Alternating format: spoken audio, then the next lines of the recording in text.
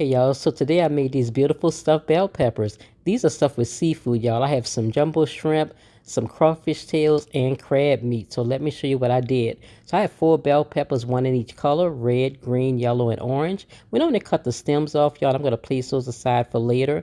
And then I went on and cleaned out the insides of the bell peppers. Now, most of the cleaning can be done with your hand if you're doing these, but you can also use a small knife. Just want to remove as much of the inside as possible. And I'm also going to do the same thing to the stems just to clean off some of those seeds and everything. Then I want to boil these for about 5 minutes just to cut down on the baking time. Once I bake them, I'm going to place those aside on a paper towel lined tray just to drain while I work on the stuffing. For the stuffing, y'all, I melted some butter, went on there with some onions, some celery, bell peppers, red and green. That's my holy trinity. I'm going to add a few green onions. I'm also going to add some minced garlic. Give that a mix, y'all, and let that cook down for a little bit. Going to go in there with some seafood stock, just a little bit of Zatarain's crab ball, y'all, because that stuff is kind of salty.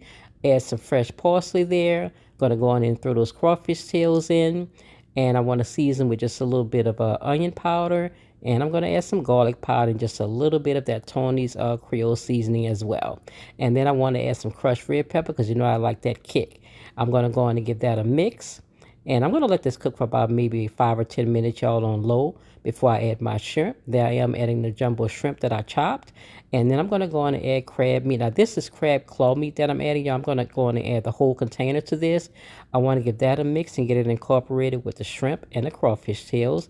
Then I'm going to go on and add some breadcrumbs. These are plain breadcrumbs because everything is highly seasoned.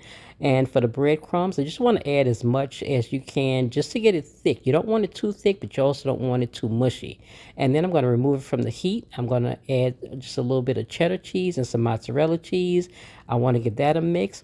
And then here's the fun part, y'all. Going to stuff those bell peppers and just stuff them as much as you possibly can. Just want to use up all the stuffing for these, y'all. And then these are going to go in the oven at about 350 degrees. I did sprinkle some breadcrumbs on the top just for a crunch.